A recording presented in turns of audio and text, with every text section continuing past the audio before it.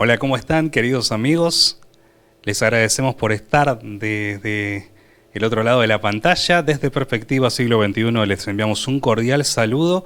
Gracias por acompañarnos en esta programación y en el resto de los programas. En esta oportunidad, como todas las anteriores, estamos en un nuevo programa de ¿Qué dice la Biblia? Porque justamente a cada una de las preguntas que cada uno de ustedes tiene con respecto a la escritura, buscamos que la misma escritura la manifieste. Por esa misma razón, si tienes alguna pregunta, nos puedes dejar tu duda o consulta a través de los diferentes medios. Si nos estás viendo desde YouTube, te pedimos por favor que te suscribas a nuestro canal, que le des a la campanita para ser notificado de futuros videos, que nos sigas también a través de los diferentes medios que tenemos a disposición, como Instagram, en donde nos puedes encontrar como @perspectiva siglo XXI, en Twitter, donde nos puedes encontrar como perspectiva SI21. Nos puedes escribir también a nuestro correo electrónico perspectivasigloxxi@gmail.com. También te invitamos a que veas todo el contenido que tenemos, no solamente en nuestro canal de YouTube, sino también en nuestro sitio web www.perspectivasiglo21.org, al igual también que en nuestro Facebook, donde nos puedes encontrar como Perspectiva Siglo XXI. Como hemos comentado anteriormente, prácticamente, Matías, de paso te damos la bienvenida. Estamos ante esta serie, podríamos decirlo de esa manera, ¿no? Relacionada con lo que tiene que ver con el servicio del santuario y del tabernáculo, sobre el cual nos han llegado bastantes preguntas al respecto, ¿verdad? Así es, muchas gracias a todos por acompañarnos, gracias por estar del otro lado de la pantalla, por hacernos ahí compañía, gracias porque también nos llegan muchos mensajes, agradeciendo por los mensajes que estamos dando, por el contenido de los programas que estamos haciendo. Lo importante, y tenemos que entender, de que no es lo que decimos nosotros ni a lo que nosotros nos parece, sino tenemos que llegar a encontrar qué es lo que dice la Biblia, y es lo que queremos hacer a través de estos programas. Así que quiero incentivarte a que todos los días, cuando por ahí estudias un poco o lees o se te ocurre alguna pregunta o alguna duda, nos escribas. En la pantalla también va a salir los medios por los cuales te podés comunicar con nosotros, para que de esa manera nosotros podamos seguir desarrollando los programas y poder seguir contestando a las dudas que tienen las distintas personas sobre diferentes temas que encontramos en la Biblia. Así es. Y justamente, como aquí tengo mi teléfono a mano porque nos llegan también mensajes a través del WhatsApp, recuerda que nos puedes escribir al más 549 343 480 3907. Te lo repito para que puedas tomar nota. Más 549 343 480 3907. Y justamente hablando de preguntas, vamos con la primera, relacionada con el tema anterior, pero desde otra perspectiva, así como también está titulada las meditaciones diarias que te podemos hacer llegar por WhatsApp si nos escribes precisamente a cada uno de nuestros medios de paso. Pero ya adentrarnos... De paso, Johnny, antes de empezar, ¿qué te parece si les comentamos que tenemos un nuevo canal en nuestro... que creamos? Sí, así es, perdón por el momento improvisado, pero no queremos dejar pasar esta oportunidad de comentarles a cada uno de ustedes que tenemos un nuevo canal de YouTube titulado Perspectiva SI21 Podcast. Así es, cada uno de estos temas, incluido este que estamos compartiendo con ustedes, van a ser llegados a cada uno de ustedes mediante el formato de audio podcast, con el cual también van a estar subidos los diferentes temas de nuestro canal, nuevos temas también, las meditaciones matinales con respecto a las que les comentábamos que les pueden llegar al WhatsApp, también las pueden ver a través de ese canal, porque, a ver, siempre pasa de que por ahí hay personas que o no pueden descargarse el audio, no tienen memoria suficiente en el smartphone, esa es otra oportunidad también para que puedan disfrutar de nuestro contenido. Así que ya adentrándonos en el tema,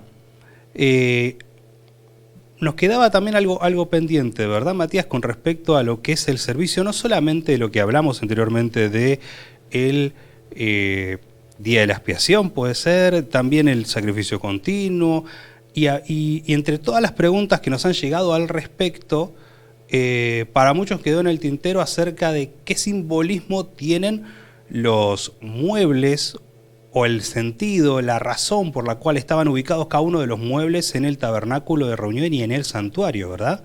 Sí, así mismo como explicamos en los programas anteriores, que ustedes pueden acceder a nuestro canal de YouTube, ahí están todos, para que ustedes lo puedan ver cuando quieran, el tiempo que quieran, pausar, retroceder, adelantar, como ustedes más les guste o vayan entendiendo.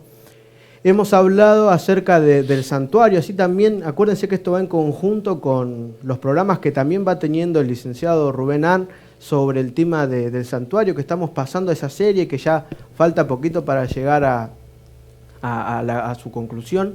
Entonces eso fue despertando muchas preguntas sobre el santuario, qué era el santuario, para qué se usaba, ¿no? Pero también llegaron preguntas sobre, bueno, está bien, está bueno, es interesante, pero ¿qué tiene que ver con nosotros hoy o qué tiene que ver con el resto de la Biblia, ¿no? Y no se equivoquen, ¿eh? Nada en la Biblia está aislado o está por equivocación.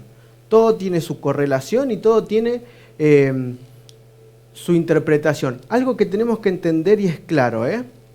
La Biblia se interpreta a sí misma. Este es un concepto que hay que recalcar. Si queremos entender algo de un pasaje que hay en la Biblia, la única manera de interpretarlo es, en primer lugar, buscándolo en otro lugar de la Biblia. Y segundo, tanto el Antiguo como el Nuevo Testamento tienen la misma validez al momento de ser interpretadas. Así que, ¿qué te parece, Johnny, si vamos a empezar allá a desarrollar el programa? Porque tenemos algunas cositas que compartir que están muy buenas. Así es. Y si te parece, Matías, ya nos vamos adentrando en uno de los versículos, el primero, dicho sea de paso, que empieza a responder esta interrogante acerca de cuál era el sentido y el simbolismo que estaba detrás de la ubicación y la construcción de los muebles del tabernáculo de reunión, ¿verdad? Justamente el primero dice Isaías 53, versículos 4, 5 y 7. Dicen lo siguiente: ciertamente llevó él nuestras enfermedades, sufrió nuestros dolores, y nosotros le tuvimos por azotado, por herido de Dios y abatido. Mas él herido fue por nuestras rebeliones, molido por nuestros pecados. El castigo de nuestra paz fue sobre él, y por su llaga fuimos todos curados. Angustiado él y afligido no abrió su boca. Como cordero fue llevado al matadero, y como oveja delante de sus trasquiladores enmudeció y no abrió su boca. Este versículo tiene mucho que ver con lo que veníamos hablando acerca de el santuario. Si recuerdan, si no, vayan al programa anterior, hablamos acerca de los diferentes muebles, el uso que se le daba, ¿no? Y recordando un poquito, ¿no? Uno cuando entraba al lugar, al tabernáculo, ¿no? Al santuario, entre la entrada y el tabernáculo, que era el lugar santo y el lugar santísimo, había dos muebles que eran muy importantes. El primero, con el primero que se chocaba la persona que iba al santuario, se encontraba con el altar del sacrificio. Y el segundo, el que se encontraba después, diríamos, era el lavacro, donde se lavaban las manos, se purificaban los sacerdotes que oficiaban. Entonces, ¿qué simbolismo tiene? Bueno, fíjense que este primer mueble, ¿no? El altar del sacrificio, tiene que ver con el mayor sacrificio que se dio en la historia de la humanidad, que es el ser creador ponerse a merced de sus criaturas para morir en la cruz, ¿no? Entonces este sacrificio tiene que ver con la muerte de Jesús. Fíjense que dice el siguiente versículo, Johnny. ¿Qué te parece si leemos 1 de Pedro 2:24? Así es. Quien llevó él mismo nuestros pecados en su cuerpo sobre el madero, para que nosotros, estando muertos a los pecados, vivamos a la justicia, y por cuya herida fuisteis sanados. Si recuerdan, la víctima, el ser inocente que moría al llevar supongamos que yo era el pecador, ¿no? Y yo reconocía mi pecado e elegía un cordero, con ese cordero iba hasta la entrada, y yo tenía que matar y hacer que ese cordero, no cortarle el cuello para que la sangre sea llevada a un lugar, y se acuerdan que con el resto era quemado en el altar del sacrificio. Ese cordero que había simbolizado a Cristo en la cruz, podríamos decir, se culmina esta parte, diríamos, donde el altar del sacrificio tiene que ver con el sacrificio que hizo Jesús en la cruz por vos y por mí. Entonces, ¿esto qué me quiere enseñar? Que en primer lugar no hay méritos tuyos ni míos para poder encontrar y lograr la salvación. Todos los méritos son dados a través de la muerte intercesora de Jesús por vos y por mí. Porque ya dijimos que desde un principio la paga del pecado era la muerte. Entonces la consecuencia, nuestro desenlace, nuestro fin por los pecados que cometemos, tiene que ser que muramos. Pero Dios puso a un sustituto para que ni vos ni yo muramos. En aquel entonces, imagínense ustedes la cantidad de miles y millones de animales que murieron, y sin embargo el pueblo no comprendió lo que Dios le quería enseñar. Fíjense que cuántas derramamientos de sangre inocente y no llegaron a comprender. Fíjense que dice Efesios 5:2, Johnny, ¿querés leerlo por favor? Sí, por supuesto. Y andad en amor, como también Cristo nos amó y se entregó a sí mismo por nosotros, ofrenda y sacrificio a Dios en olor fragante. Jesús dice que se entregó de tal manera que nos amó, fue tanto el amor que tuvo por vos y por mí, que Él decidió ocupar tu lugar y el mío y morir de una vez para siempre. Y que esta ofrenda, dice, ven, ofrenda y sacrificio a Dios en olor fragante. Quiere decir que este sacrificio, una vez que se consumó, comienza una nueva etapa en la vida del cristianismo en sí, en la historia del cristianismo. No podemos contar todo hoy porque estaríamos hasta pasado mañana charlando. Pero eso, si ustedes quieren interesarse o profundizar un poquito más, pregúntenos, nosotros vamos a ir a medida que lleguen las preguntas contestándolas. Pero esto tiene que ver con el altar del sacrificio. Ese altar del sacrificio, lo primero que se encontraba un pecador cuando entraba era el altar. Es decir, que cuando nosotros nos tenemos que acercar a Cristo, lo primero que tenemos que entender es que Cristo murió en la cruz por vos y por mí. ¿Sí? Que Cristo realizó toda su parte del plan, podríamos decir, Él concretó toda la parte que Él podía hacer para que vos y yo podamos elegir ser salvos y evitar la muerte. Eso es muy importante. Avancemos. Y les comentaba que lo que seguía después, ¿cuál era? El lavacro, el lugar donde se realizaban todos los ritos de purificación. Y ahí encontramos en Juan 14 el mismo Jesús diciendo lo siguiente, John.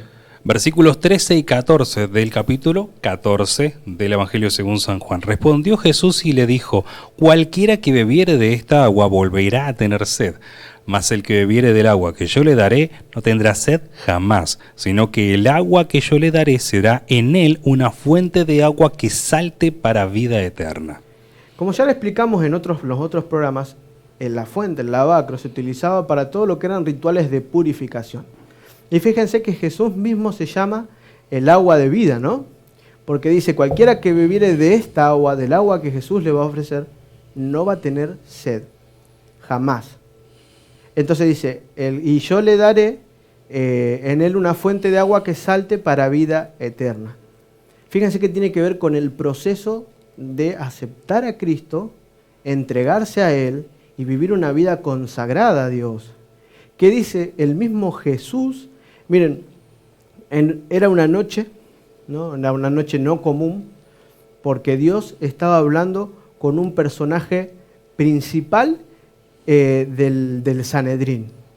Si no vieron, les recuerdo, ¿no? La mayoría debe saber, pero les recuerdo que el Sanedrín era un cuerpo colegiado, podríamos decir, de gente muy importante que se encargaba de interpretar las Escrituras y hacer cumplir la ley de Moisés en el pueblo. ¿Sí? Todo lo que decía Moisés, ellos lo tenían que cumplir. ¿Y quién se encargaba de que eso se cumpliera? Estos miembros del Sanedrín. Y uno de estos miembros, llamado Nicodemo, se acerca a Jesús una noche oscura, en medio de las tinieblas, para que nadie sea visto. Y en esta circunstancia Dios le explica a esta persona, a este ser insignificante, ¿no?, delante de su Creador, cuál era el plan de la redención para cada uno de nosotros. Y entre todas las cosas que le dice algo. Johnny, ¿querés compartirnos qué dice? Por supuesto. El Evangelio según San Juan, capítulo 3, versículo 5. Respondió Jesús: de cierto te digo, que el que no naciere de agua y del Espíritu no puede entrar en el reino de Dios. Fíjense que encontramos otra vez el elemento agua, ¿no? Entonces Jesús le dice a Nicodemo, hay dos elementos que son importantes y dos acciones que tienen que realizarse para que vos puedas entrar en el reino de Dios. Una es nacer del Espíritu y la otra es nacer del agua. O sea, si Jesús es el agua y Él invita a nacer del agua, ¿dónde podemos encontrar algún acto que Jesús haya hecho que tenía que ver con esto, con este sistema? Bueno, lo registran casi todos los evangelistas, quienes escribieron los evangelios, los discípulos de Jesús, ¿no? Pero quiero que nos centremos cómo cuenta esta historia Mateo. Sí, Mateo era de ascendencia judía, entonces él le tenía que contar a los mismos judíos cómo era ahora el evangelio a través de Jesús, cómo se reinterpretaban las escrituras ahora a través de la figura de Jesús. Y él escribe y detalla de la siguiente manera el acontecimiento particular que tiene que hacer Jesús y que es ejemplo para nosotros, ¿no? Porque yo recuerdo, ¿no, Johnny? Si alguien es cristiano, ¿por qué es cristiano? Porque es seguidor de Cristo. Entonces, y ser seguidor de Cristo es andar como Él anduvo y hacer lo que Él hizo, ¿no? Y como Él también decía, no recuerdo bien cuál era el versículo, pero recuerdo que Él solía decir, si ustedes son mis amigos, van a hacer lo que yo digo. Exactamente. Y también dice, aquel que me ama es el que guarda mis mandamientos, ¿no? Entonces, así es. Tiene todo que ver con el desarrollo de la vida cristiana esto. Es muy importante lo que vamos a leer a continuación. ¿Qué te parece si leemos cómo lo comenta Mateo en Mateo 3 del 15 al 17? Así es. Pero Jesús le respondió, deja ahora, porque conviene así que cumplamos toda justicia. Entonces le dejó. Y Jesús, después que fue bautizado, subió luego del agua, y he aquí los cielos le fueron abiertos, y vio al Espíritu de Dios que descendía como paloma y venía sobre él. Y hubo una voz en los cielos que decía, este es mi Hijo amado, en quien tengo complacencia. Fíjense que nacer del agua tiene que ver con el bautismo. El bautismo, un bautismo que se realiza no de niño, porque uno no tiene la conciencia ni las facultades para tomar una decisión. Aquel que dice ser cristiano tiene que actuar como Cristo. Y fíjense, dice, deja ahora, a quien le habla Jesús es a Juan el Bautista, ¿no? Allí en el río Jordán se encuentra con Juan, que era su primo, y su primo no lo quería bautizar, ¿no? Dice, yo no, vos sos el que me tiene que bautizar. No, deja porque es así, porque conviene que cumplamos toda justicia. En otras palabras, esto tiene que servir también de ejemplo para los demás. Entonces, si Jesús fue bautizado, nosotros como seguidores de Cristo tenemos que también formarnos y prepararnos para llegar a este paso. Dice que una vez que fue bautizado, subió del agua. Quiere decir que la manera en la que Jesús fue bautizado fue totalmente sumergido. Fíjense esta figura, Jesús sobre el agua, parado, calculo que le habrá llegado hasta la cintura el agua, totalmente sumergido y después vuelto a emerger. Esto tiene que ver con nacer del agua, ¿no? Esto tiene que ver con la parte del ritual de la purificación, quiere decir que este paso es importante para purificarnos, decirlo de alguna manera simbólica, ¿no? Y decidir y decir y contarle a los demás que tenemos un Dios que es maravilloso y que no nos avergonzamos de Él. De paso, Matías, te consulto. Sí. ¿Puede ser en el capítulo 6 de Romanos, donde también usa el bautismo de Jesús como una analogía y de la muerte también de Jesús como analogía para el bautismo? Justo Pablo habla, ahí después si quieren vamos a buscar el versículo, pero Pablo habla acerca de que el bautismo, el ser sepultados, tiene que ver al morir a la vieja vida y comenzar una nueva vida, ¿no? Lo que no quiere decir que es un acto instantáneo donde nos limpia, nos purifica y ya automáticamente somos perfectos, ¿no? Sino que tiene que comenzar un proceso a actuar de manera diferente. Entonces nosotros tenemos que entender que esto tiene que ver con esta parte de la vida del cristiano. Pero vamos a continuar porque hay muchos más muebles, ¿no? Por ejemplo, les recuerdo que cuando uno entraba al tabernáculo, el tabernáculo estaba dividido por dos lugares. El lugar santo primero y después el lugar santísimo. Hacia el lado norte, diríamos, del santuario, encontrábamos el pan de la proposición, ¿se recuerdan? También otra manera de traducirlo es el pan de la presencia. ¿Y qué dice Juan 6:35 sobre el pan? ¿Quién es el pan? ¿A qué hace referencia el pan? Jesús les dijo: yo soy el pan de vida. El que a mí viene nunca tendrá hambre, y el que en mí cree no tendrá sed jamás. Fíjense qué importante entender de que tenemos que ir a Jesús. Todo lo que encontramos en el santuario tiene que ver con nuestra relación con Dios, también con Jesús. Tenemos que acercarnos al pan de vida para heredar esta vida eterna, ¿no? El pan de la presencia o de la proposición, no estaba ahí continuamente. El pan se cambiaba todos los sábados. Y aquellos de la tribu de Leví, había un grupo selecto que era el encargado de realizar el pan y hacer este cambio, y eran los coatitas, la parte de la familia de Coat. Y solamente lo podían comer este pan los sacerdotes. Este pan era tan santo, había estado en la presencia, ¿no?, de Dios ahí en este lugar, que solamente los sacerdotes lo podían comer.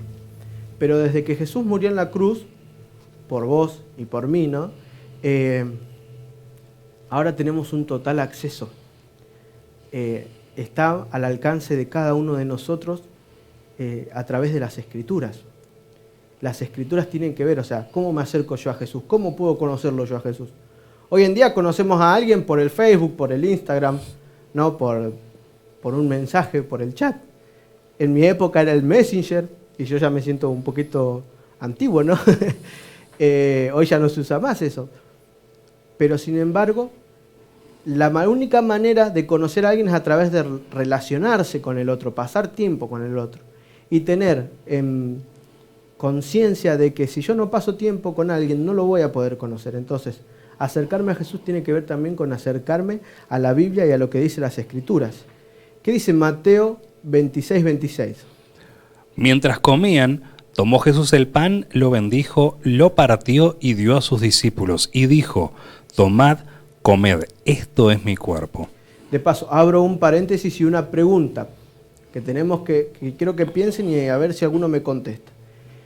Esta parte de la Biblia, ¿a qué hace referencia? ¿A qué ritual, a qué rito hace referencia? A ver si alguien sabe, me contesta ahí o podemos ir charlando, quizás surgen dudas y podemos explicarle más adelante. Entonces, fíjense que estos panes tenían que ver con el cuerpo de Jesús y con nosotros acercarnos a Jesús para poder tener la vida eterna. ¿Sí? Ahora vamos a ir al otro elemento que se encontraba en el lado opuesto del santuario.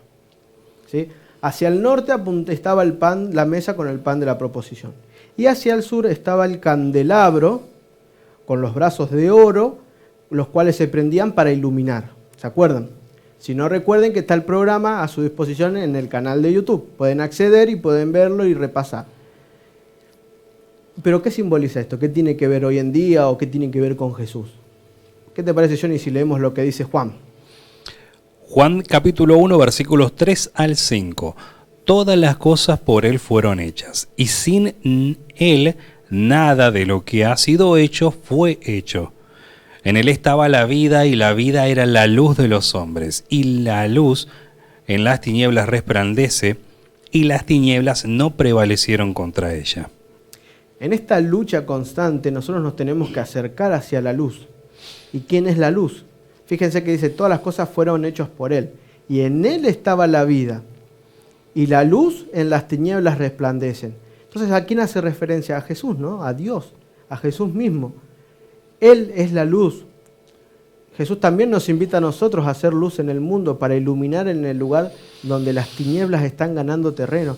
Fíjense que no solamente se compara a Jesús, sino que nos invita a nosotros, a través de Cristo, a ser luz para los demás.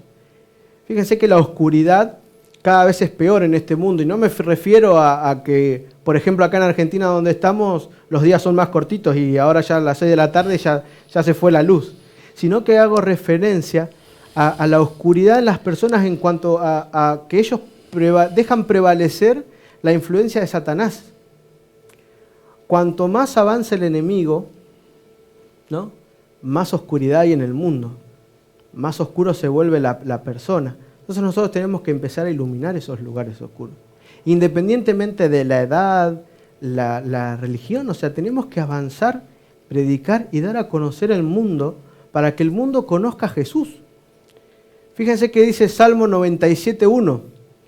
Jehová es mi luz y mi salvación. ¿De quién temeré? Jehová es la fortaleza de mi vida. ¿De quién he de atemorizarme?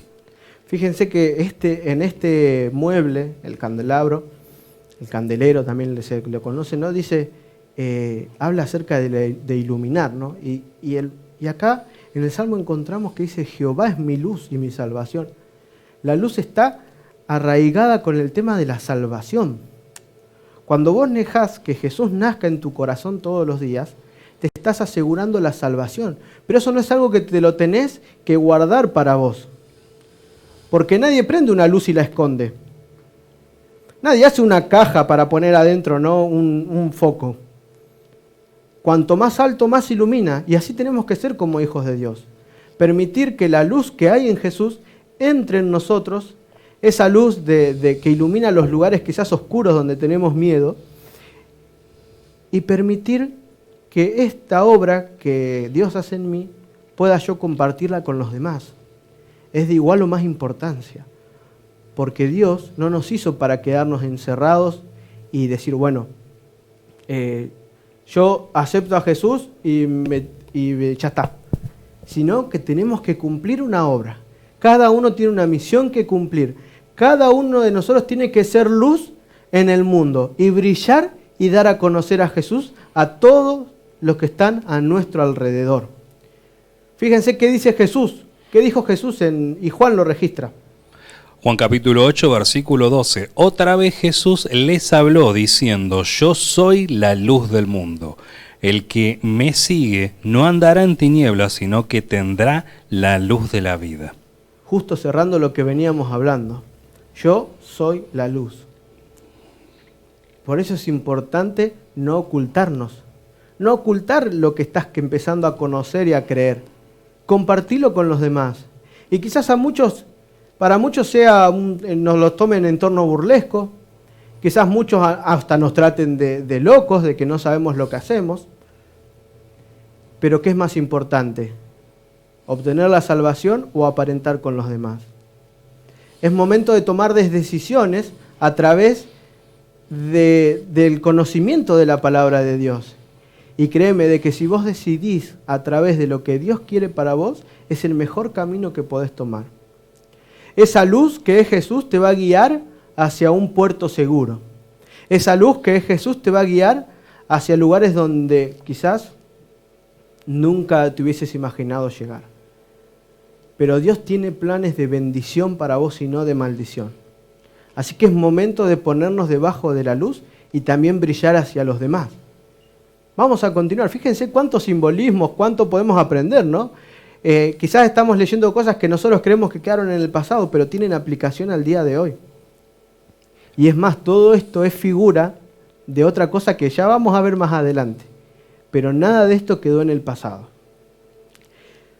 Más hacia el oeste, diríamos, del lugar santo, encontramos el último mueble que estaba antes del velo del lugar santísimo. Y por estar en último no quiere decir que sea menos importante, ¿no? ¿Qué te parece? A ver, ¿se recuerdan cuál era, Johnny? ¿Te acordás cuál era? ¿El altar del sacrificio? No, ese estaba a la entrada. Claro, el altar del sacrificio. El licenciario. Exactamente, el altar del licenciario. Exactamente. El altar del licenciario era donde se ponía el incienso, ¿no? las plantas esas que eran aromáticas para que haya olor agradable en el santuario. Si no se acuerdan, vayan al programa anterior y ahí lo van a poder encontrar. Entonces, ¿qué simbolizaba esto? O sea, ¿tiene algún simbolismo o quedó ahí en el pasado? Vamos a leer, Johnny, que dice Apocalipsis 8, 3 y 4.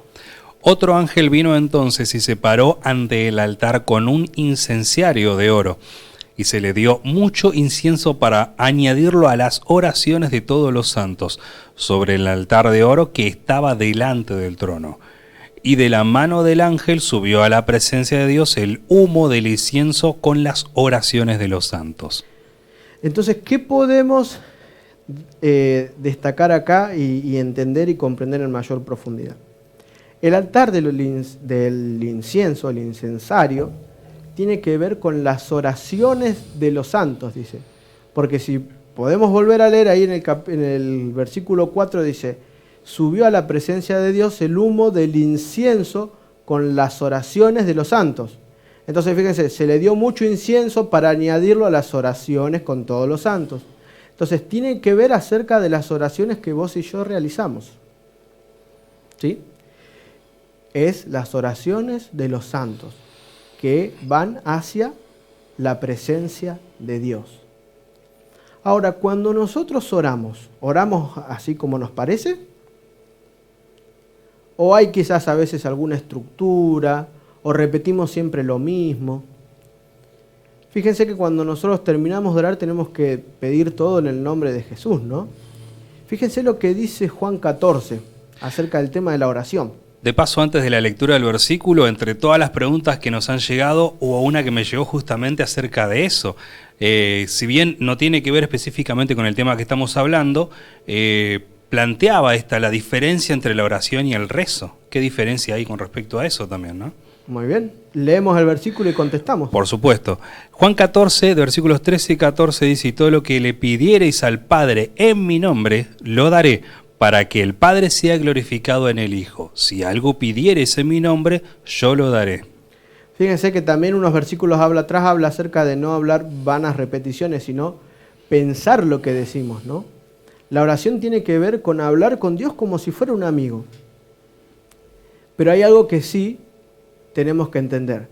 Tenemos que empezar hablándole al Padre, a Jesús, ¿no? Por eso fíjense que casi todas las oraciones empiezan con Padre nuestro, que estás en los cielos. Y todo lo que pidamos sea en el nombre de Jesús. Amén. Fíjense que el santuario tiene totalmente que ver con toda la vida cristiana, con todo el sistema y el plan de salvación. Entonces, en las oraciones no es necesario repetir, sino hacer oraciones a conciencia. Y muchas veces decimos, no, pero si no hablo de una manera formal, Dios se va a asustar. No, Dios quiere que hables con Él como si fueras un amigo, pero que te refieras hacia el Padre en el nombre de Jesús. Fíjense que aquí también se simboliza en este mueble a Jesús, porque Él es el que obra e intercede por nosotros. Él es el que está entre el Padre y nosotros. Entonces, todo lo que hagamos en oración en el nombre de Jesús, si lo hacéis, dice, y lo pidiereis en mi nombre, yo lo haré. Entonces es importante entender de que Jesús no quedó en la cruz crucificado, sino que está haciendo algo más. Ya vamos a ir desarrollando un poquito más esto. ¿Qué dice Hebreos 9, del 3 al 5? Tras el segundo velo estaba la parte del tabernáculo llamada el lugar santísimo, el cual tenía un incenciario de oro y el arca del pacto cubierta de oro por todas partes, en la que estaba una urna de oro que contenía el maná, la vara de Aarón, que reverdeció, y las tablas del pacto. Sobre ella los querubines de gloria que cubrían el propiciatorio, de las cuales cosas no se puede ahora hablar en detalle. Parece que Pablo acá te está hablando como nosotros, ¿no? Dice, de esto todavía no se puede hablar en detalle, no hay tiempo. No podemos hablar todo en profundidad, pero sí tenemos que mencionar algunas cosas. Dice, tras el segundo velo, ¿se acuerdan que estaba el velo? ¿No? O sea, el segundo velo es el primero, es el que va al lugar santo. El segundo velo, el que va al lugar santísimo. ¿Se acuerdan que había? Estaba el arca del pacto. El arca del pacto era el único mueble que se encontraba en el lugar santísimo. ¿Y qué había allí? Dice que había 3 elementos importantes. El maná, la vara de Aarón que reverdeció y la tabla de los 10 mandamientos. Entonces, las tablas del pacto, le dice acá, ¿no? Entonces, si por ahí no escuchaste hablar acerca de eso, te invito a que vayas a la Biblia a buscar ahí Éxodo, Números, ahí vas a encontrar el por qué Dios hizo que reverdeciera una vara. Resulta que había un problema con quién era el que Dios había elegido para guiar al pueblo, más que nada con el tema del sumo sacerdocio. Entonces Dios dijo, bueno, da una vara a cada uno de las tribus que encontramos, que ya conocemos nosotros de Israel, y póngala y tráigalas al santuario. La que reverdezca, esa es la que yo elegí, a la tribu de quien sacaré. Y justo de quién fue, la de Aarón, ¿no? Demostrando de que Dios siempre tiene a alguien en el pueblo para guiarlos. Dios siempre tiene a alguien que te va a ayudar. Dios no es un Dios ajeno a tu vida. Tenés un Dios que siempre pone gente en el camino para que vos puedas entender de que Él quiere lo mejor para tu vida. También encontramos el maná. ¿Se acuerdan que en esta peregrinación de 40 años del pueblo, el pueblo no tenía ya de dónde sacar alimentos? Entonces Jesús hizo caer pan del cielo, desde que salieron de Egipto hasta que entraron a la tierra prometida. Y esta es una figura de un Dios sustentador. Un Dios que no nos deja solos. Un Dios que ve lo que te aflige, lo que te preocupa y actúa sobre ello. Entonces, quizás no estés pasando la mejor situación económica del momento. Quizás ahora los problemas en cuanto a esta pandemia que dejó, ¿no?, muchas personas con problemas de trabajo. Confía que Dios tiene un plan mejor para vos. Hay que confiar en Dios, pero no hay que cruzarse de brazos, hay que actuar. Y confía en que Dios te va a dar lo que vos necesitas. Y por último, también estaba el tema de las tablas del pacto. Estas tablas del pacto tienen que ver con obediencia. Tienen que ver con la obediencia que vos y yo tenemos que tener a lo que dice en la Biblia. Tiene que ver a tomar la decisión de vivir una vida consagrada a Dios y actuar aunque caigamos, aunque a veces tengamos tropezones, decidir seguir a Dios firme. Y esto es lo que se encontraba en este lugar. Y sobre eso dice que estaba el propiciatorio, que era la tapa, y sobre la tapa los ángeles. Pero fíjense qué interesante lo que dice Pablo en Romanos 3, 24 y 25. Siendo justificados gratuitamente por su gracia, mediante la redención que es en Cristo Jesús, a quien Dios puso como propiciación por medio de la fe en su sangre, para manifestar su justicia a causa de haber pasado por alto en su paciencia los pecados pasados. Y acá tenemos que tener en cuenta que en el proceso, ¿se acuerdan de los diferentes rituales? Una cosa no estaba aislada a la otra. Entonces dice, fíjense, siendo justificados gratuitamente por su gracia, mediante la redención, o sea, que es en Cristo Jesús. Jesús es quien nos redime. Dice, a quien puso como propiciación. ¿Se acuerdan dónde estaba el propiciatorio? Era la tapa entre la Shekinah, la presencia de Dios, y la ley del pacto, todo lo que hablábamos recién. Entonces Dios es el que está intercediendo por vos y por mí, por medio de la fe en su sangre, dice. El primer mueble que vimos, el altar, el sacrificio. Jesús, a través de su muerte en la cruz, está regalándote a vos la gracia, que es la oportunidad de ser salvo.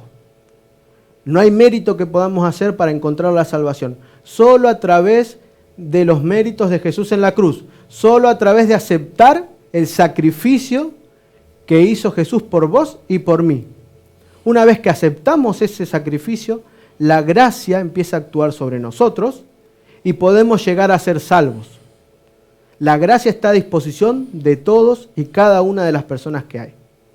A causa de haber pasado por alto, dice, su paciencia, los pecados pasados. Entonces Jesús justifica lo injustificable. Podríamos decir, ¿qué es lo injustificable? Tus actos de maldad, mis actos de maldad. Pero Dios, a través de los méritos de Jesús en la cruz, los perdona. Decime si no es interesante entender el tema del santuario y profundizar un poquito más en esto. Vamos a ir a la siguiente pregunta porque ya vimos casi todos, habría mucho más simbolismos para hablar, pero no podemos explicar en detalle. Así que te quiero invitar a que si surge alguna duda en el medio del programa, nos lo escribas. También va a aparecer en pantalla el WhatsApp, el correo, con el cual te podés comunicar con nosotros y vamos a poder profundizar a través de lo que dice la Biblia. Vamos, ¿qué te parece, Johnny? Así, continuamos con la siguiente pregunta. Por supuesto, porque justamente esta pregunta surgió a raíz de lo que habíamos comentado en el programa anterior, que si no lo viste te lo dejamos por aquí, donde se hacía mención a los pasos a seguir en el ritual del sacrificio continuo. Ahora la pregunta es, ¿qué simbolismo tiene? ¿A qué apuntaba el sacrificio continuo? Muy bien, antes de avanzar al primer versículo, quiero hacerte recordar lo que hablamos, como bien decía Johnny, está a tu disposición para que veas en el programa anterior, pero el sacrificio continuo tenía que ver no con el sacrificio que traía el pecador hacia el santuario, sino el sacrificio que continuamente realizaban los sacerdotes en el templo y que nunca se apagaba este sacrificio. Por eso se le decía continuo. Estaba constantemente ardiendo en el fuego, ¿no? Diríamos, una víctima inocente, un cordero, ¿no? Era inocente que estaba constantemente sufriendo. Es muy doloroso, o sea, unos ahora por ahí no lo pueden entender, pero ustedes se imaginan quizás el olor que había o el sufrimiento porque tenían que matar a alguien inocente. ¿Para qué? Bueno, es lo que vamos a responder ahora. ¿Qué dice Miqueas 7:19? Él volverá a tener misericordia de nosotros, sepultará nuestras iniquidades y echará en lo profundo del mar todos nuestros pecados. Recuerden que en el sacrificio continuo, los pecados del pecador, así como todos los rituales que se hacían durante los 364 días que ya hablábamos, eran transferidos, ¿no? Entonces fíjate que Dios te está diciendo que continuamente vos tenés acceso a la gracia. ¿Y qué es la gracia? Es que aunque nosotros no lo merecemos, porque ni vos ni yo lo merecemos, Dios ideó un plan para que vos puedas ser salvo. Y es a través de la muerte de Jesús. Y dice que Él va a tener misericordia y va a sepultar nuestras iniquidades. Y echará en lo profundo del mar nuestros pecados. Fíjense que no habla acerca de que los va a eliminar de la tierra. Nosotros hoy tenemos un constante acceso a la gracia, pero esto va a llegar un día que va a terminar. Entonces dice, ¿no?, que Dios los va a echar a lo profundo del mar, ¿no? Es una manera de representar algo, ¿no?, que quizás es irrepresentable. Pero fíjate que Dios te está diciendo, bueno, mientras vos hoy pidas perdón, yo te los voy a perdonar. Pero fíjate que aunque vos pidas perdón, el pecado sigue estando en el mundo. Sigue habiendo dolor, sigue habiendo miseria, sigue habiendo angustias. Entonces, ¿cuándo se va a terminar esto? Vamos a ver qué dice Salmo. David seguro escribió el Salmo 34. Salmo 34, versículos 17 y 18. Claman los justos y Jehová los oye, y los libra de todas sus angustias. Cercano está Jehová a los quebrantados de corazón y salva a los contritos de espíritu. Fíjense que este versículo recalca de que tenemos un Jehová que está oyéndonos y quiere librarnos de todas las angustias. Él está cercano a vos. Por eso no hay que retrasar la decisión de seguir a Cristo. Por eso tenemos que constantemente tomar la decisión de que, a pesar de que parezca que estamos yendo en contra del mundo, decidir aceptar a Cristo en el corazón y obrar conforme a sus principios. Porque todo esto hoy lo tenemos, pero mañana no sabemos. Nadie es dueño de su vida. Nadie es capaz de decir, bueno, sí, yo sé que puedo vivir 40, 50, 60 años más. Es ahora el momento de decidir. Es ahora cuando tenemos acceso a la gracia.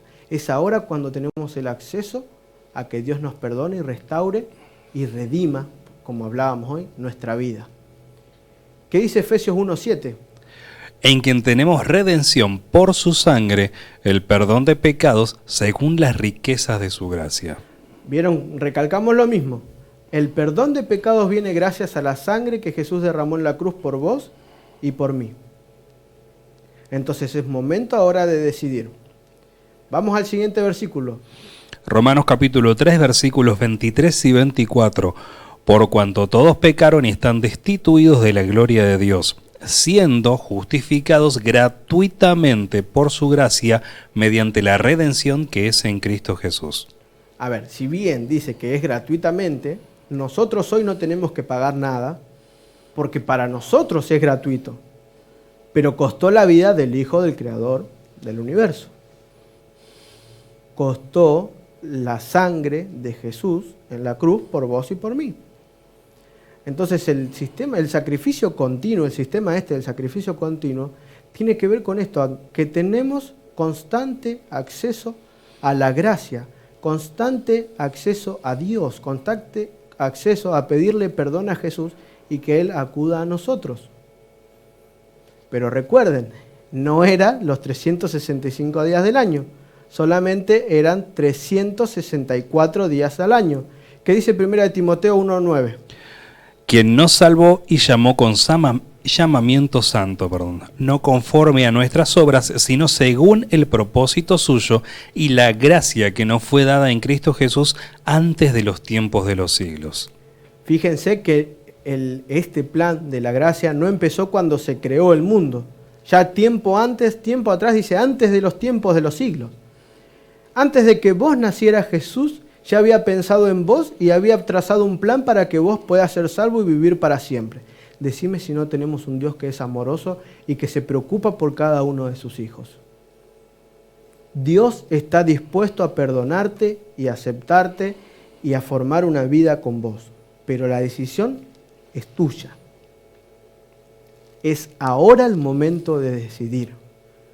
Porque el sistema del sacrificio continuo no se realizaba siempre, ¿no? Y justo con esto es la pregunta que viene, Johnny. Así es, entre tantas preguntas que nos han llegado y nos siguen llegando, además de haber explicado anteriormente en qué consistía el sacrificio continuo, ya respondimos recién qué significado tiene, y así como también hablamos acerca de los pasos a seguir y en qué consistía el día de la expiación, ahora la pregunta justamente es esa: ¿en qué consiste, qué significado tiene el día de la expiación? Recuerden que el día de la expiación tiene que ver con un día al año, ¿no? ¿Se acuerdan que este era un día especial, sumamente solemne?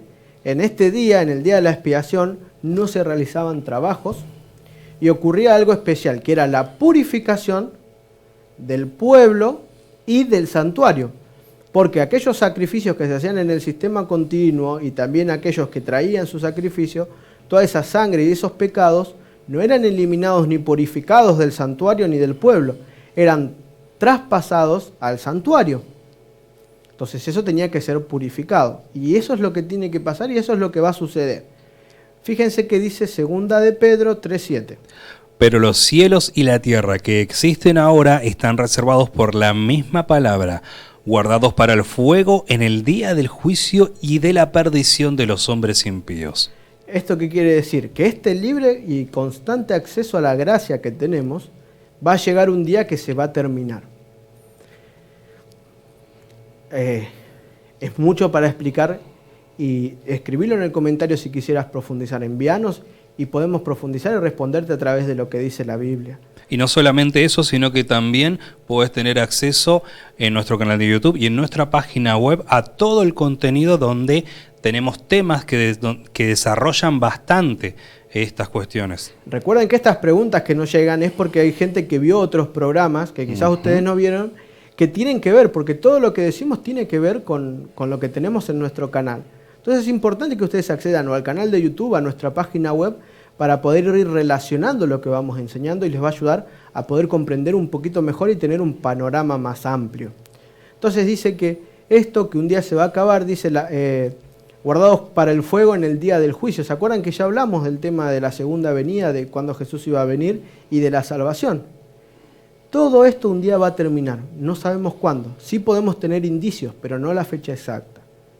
Pero es momento de trabajar para entender de que el pecado, dentro de muy poco, no sabemos cuánto, se va a terminar y Dios va a purificar la tierra, ¿no? y los pecadores, diríamos. No porque Dios quiera matar a los pecadores, sino porque cada uno decide y elige. Por eso Dios hoy te está invitando a que decidas servir a Cristo. ¿Qué dice Apocalipsis 11:8?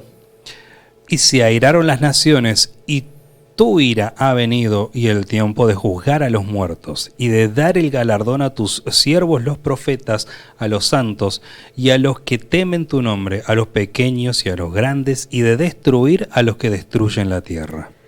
Va a llegar un momento en que el pecado va a ser tal en la humanidad que Jesús va a tener que intervenir en la historia de la tierra.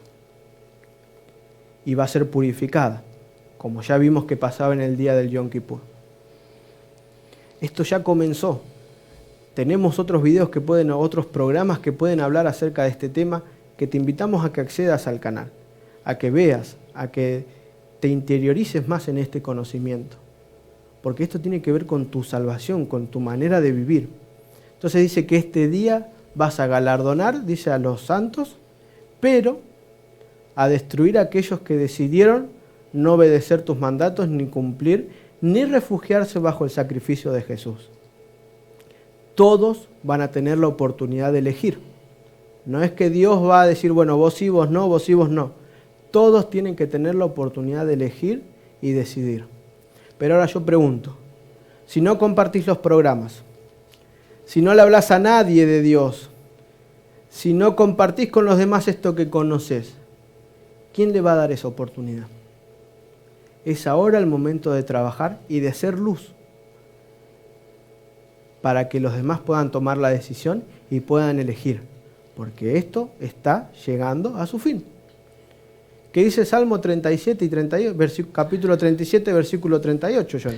Mas los transgresores serán todos a una destruidos. La posteridad de los impíos será extinguida. Fíjense que habla de que una vez que esto se realice, no va a haber más rastros ni de dolor ni de pecado. Va a suceder una vez, va a durar un breve lapso de tiempo y ya no va a haber más vestigios de dolor, maldad, angustia ni pecado. No es que por la eternidad van a estar sufriendo ni nada, sino que va a ser, dice, la posteridad de los impíos será extinguida. Ya no va a haber más recuerdo del dolor, de la angustia y todo esto que estamos pasando. Entonces es importante entender estos simbolismos. Es importante entender que hay un plan. Y por eso en el plan todavía no terminó. El plan sigue. Hoy en día sigue. Jesús hoy sigue. Y por eso nos llegó esta pregunta, ¿no, Johnny? Así es, porque justamente está bueno responder esta pregunta básicamente porque, como habíamos hablado anteriormente, siempre decimos que todo este tipo de simbolismos apunta a Jesús. Y esta pregunta nos da el pie para mostrar la base bíblica de por qué todo esto apunta a Jesús. Y la pregunta justamente es esa, ¿qué tiene que ver Jesús con el sacerdocio? ¿Por qué se habla de la idea de Jesús como sacerdote? Bueno, vamos a ver qué dice la Biblia. Hebreos 14, 14 y 15 dice: Por tanto, teniendo un gran sumo sacerdote que traspasó los cielos, Jesús, el Hijo de Dios, retengamos nuestra profesión, porque no tenemos un sumo sacerdote que no pueda compadecerse de nuestras debilidades, sino que uno que fue tentado en todo según nuestra semejanza, pero sin pecado. ¿Se acuerdan que el único que podía oficiar en el día de la expiación, el día de la purificación del pueblo y del santuario, era el sumo sacerdote? Entonces, ¿a Jesús con qué se lo compara? ¿Con un sacerdote común o con un sumo sacerdote? Dice que tenemos un gran sumo sacerdote. Jesús es comparado con un sumo sacerdote. Entonces, este Yom Kippur, podríamos decir, este día de la purificación ya comenzó.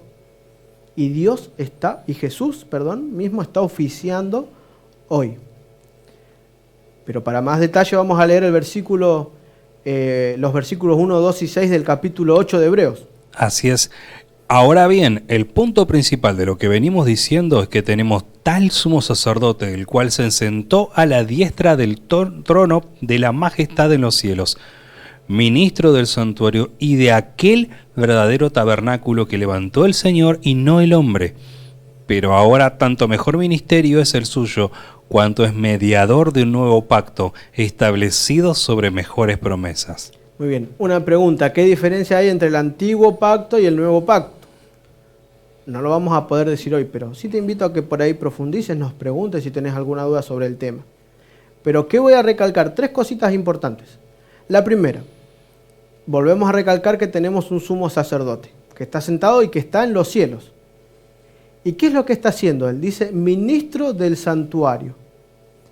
Jesús es el sumo sacerdote y hoy está ministrando en el santuario. ¿Pero qué santuario? ¿El terrenal?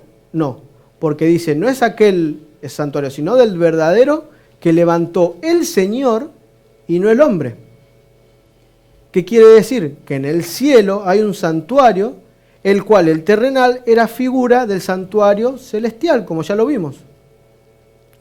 Y Dios no quedó en la tumba, resucitó. No solo resucitó, fue a la diestra del Padre.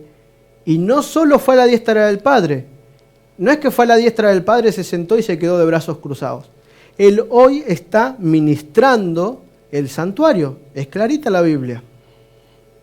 Vamos a ver otro aspecto. Hebreos 7, 22 y 26. ¿Qué dice?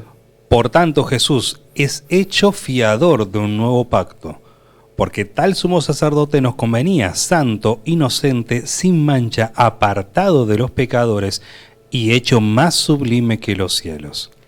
Jesús es el fiador del nuevo pacto, dice. Y este mismo Jesús es el sumo sacerdote. ¿Y por qué nos convenía? Porque Él fue santo, Él no pecó cuando estuvo en la tierra, y su sacrificio es válido para que vos y yo podamos ser salvos. No hay otro en quien podamos ser salvos, solamente a través de los méritos de Jesús en la cruz y lo que está haciendo hoy por vos y por mí. Es clara la Biblia. Acá no hay vueltas que darle. Fíjense que es bien clarita la Biblia. Jesús, sumo sacerdote, ministro hoy en día en el santuario celestial, y nos convenía a Jesús porque Él fue perfecto. Él, cuando vivió en la tierra, siendo totalmente humano y totalmente Dios, no pecó. Y eso lo habilitó a que con los mismos sufrimientos que vos y que yo, como leímos unos versículos atrás, pueda entendernos y podamos así acceder a la gracia. Pero esto no va a ser para siempre. ¿Qué dice Hebreos 6:20? Donde Jesús entró por nosotros como precursor, hecho sumo sacerdote para siempre según el orden de Melquisedec. Fíjense, otra vez Jesús como sumo sacerdote. Recuerden que el día de la expiación, el Yom Kippur, tenía que ver con la eliminación y la purificación del pecado en el santuario y en el pueblo. Simbolizado tiene que ver con el mundo. El mundo tiene que ser purificado del pecado. Solamente Jesús puede oficiar porque Él es el sumo sacerdote. Solamente el sumo sacerdote podía oficiar ese día. Y eso está pasando hoy. ¿Qué dice Hebreos 9, 23 al 25, Johnny? Fue pues necesario que las figuras de las cosas celestiales fuesen purificadas así, pero las cosas celestiales mismas con mejores sacrificios que estos. Porque no entró Cristo en el santuario hecho de mano, figura del verdadero, sino en el cielo mismo, para presentarse ahora por nosotros ante Dios. ¿Vieron cómo volvemos a recalcar lo mismo? Jesús entró en el santuario hecho por Dios, que era, no, fíjense porque dice, no el que hizo la mano humana, no el que hizo Moisés en la tierra, porque esto era figura del verdadero, sino que está en el cielo mismo para presentarse ahora por nosotros ante Dios. Entonces, ¿qué está haciendo Dios hoy? ¿Se acuerdan que leímos unos versículos atrás? Que Jesús era el propiciatorio nuestro. Cada vez que vos y yo pecamos, tenemos que pagar la consecuencia del pecado, que es la muerte. Pero Dios le dice a Jesús, no, viste María, Franco, Juan, Francisco, no sé, Elba. Él pecó y él cometió un error. Pero yo morí en la cruz y no lo mires a él. Mirá el sacrificio que hice para que él pueda ser salvo. Entonces ahí, vos y yo podemos alcanzar la salvación. Ningún mérito nuestro, los de Jesús en la cruz, y no se quedó de brazos cruzados. Él hoy es propiciación por vos y por mí, actuando en el santuario no el terrenal, sino en el que está en el cielo. Hebreos 7, 23 al 25 dice lo siguiente. Y los otros sacerdotes llegaron a ser muchos, debido a que por la muerte no podían continuar. Mas este, por cuanto permanece para siempre, tiene un sacerdocio inmutable, por lo cual puede también salvar perpetuamente a los que por él se acercan a Dios, viviendo siempre para interceder por ellos. Dios está viviendo hoy para interceder por vos y por mí. Wow. Decime si no tenemos un Dios amoroso. Decime si no lográs comprender de que hay un Dios que te ama tanto que planeó un plan perfecto. Y todo se está desarrollando conforme al plan. Las profecías se van cumpliendo, los tiempos son los que Dios va diciendo, pero se está acercando el día en que la gracia ya no va a haber más acceso a ella. Y así como en el día de la expiación, se va a purificar la tierra y la maldad que hay en ella. No pierdas tiempo. No pierdas tiempo en tomar la decisión de seguir a Cristo. No hagas que la muerte de Cristo haya sido en vano. No dejes que los méritos que Jesús hoy está haciendo en el santuario celestial al interceder por vos y por mí queden en la nada. Es ahora el momento de decidir seguir a Cristo. Es ahora el momento de decidir por tu salvación. Y es ahora el momento de compartir con los demás el Dios de maravillas que tenemos en nuestra vida. No podemos hacer caso omiso ni oídos sordos a lo que aprendemos. La luz del mundo está iluminando tu vida. Permití que vos también puedas iluminar a los demás. Es momento ahora de trabajar. No sabemos cuánto más tiempo tenemos ni cuánto va a durar. Por eso, el momento de decidir es ahora. Que Dios te bendiga. Les agradecemos a cada uno de ustedes por estar desde el otro lado de la pantalla de su dispositivo móvil, pantallas de televisor, etcétera, por acompañarnos en esta programación. Les recordamos que nos pueden escribir cada una de las dudas o consultas que tengan a través de la Biblia mediante los medios anteriormente citados. Los volvemos a repetir de todas maneras en los comentarios de nuestro canal de YouTube, Perspectiva Siglo XXI, en nuestro Facebook, también llamado Perspectiva Siglo XXI, en el Twitter, @Perspectiva SI21, en el Instagram, @Perspectiva Siglo XXI, a través de nuestro correo electrónico, perspectivasigloxxi@gmail.com, en nuestro WhatsApp, más 549 343 480 3907, repito, más 549 343 480 3907. Les mandamos un gran saludo. Recuerden seguir nuestra programación y les deseamos que Dios los bendiga.